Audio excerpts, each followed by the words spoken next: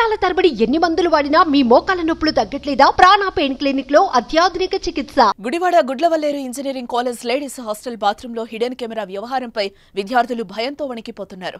రహస్యంగా ప్రైవేట్ వీడియోలు తీశారనే వార్తలతో వారిలో ఆందోళన వ్యక్తమవుతోంది. ఆ వీడియోల్లో తమ వీడియోలు ఉన్నాయేమో అని తీవ్ర మానసిక వేదనకు గురవుతున్నారు.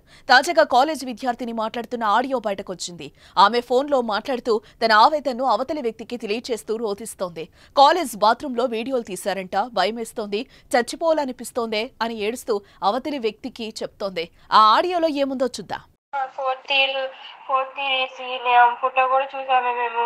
ఆ అక్క అంటుంది రండి చూసుకుందాం, విత్ ప్రూఫ్లు కూడా ఉన్నాయి అని చెప్పి తెగించి చెప్పేస్తుంది. గ్రౌండ్ ఫ్లోర్ 5 ఫ్లోర్ ఏదో అంటున్నారే, భయం వేస్తుంది. 2 months నుంచి పెడుతున్నారంట. 300 వీడియోలు పెట్టుకొచ్చినాయంట.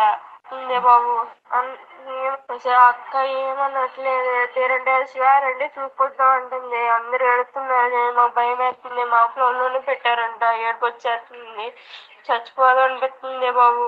అదేంటి మేడంకి చెప్తేనేమో అదేంటి బయటకు వస్తే డ్రగ్స్ కేసులో ఇరికేస్తాము అలా ఇలా మాట్లాడుతున్నారు మేడమ్స్ ఏమో. రవీంద్రబాబు ఏమో చూసి చెప్తాడంట, వీడియోలు చూసినాక చెప్తాడంట. అలా మాట్లాడుతులేమో పొలిటీషియన్స్ అంట, మరి తెలియట్లా, అందుకని భయపడుతున్నారు ఎవరైనా అడగడానికి. నాన్ అటెన్షన్ దాంట్లో పెట్టారంట. ఏ ఫ్లోర్ లో పెట్టారో తెలియదే.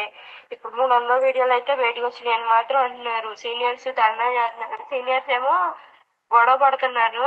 అది మేడం ఆడియన్స్ ఏమో కర్రలు పట్టుకుని ఎమ్మడి పడుతున్నారే. కానీ సీనియర్స్ చాలా మంది ఏడుస్తున్నారు. 300 వీడియోలు 2 నెలల నుంచి జరుగుతుందంట.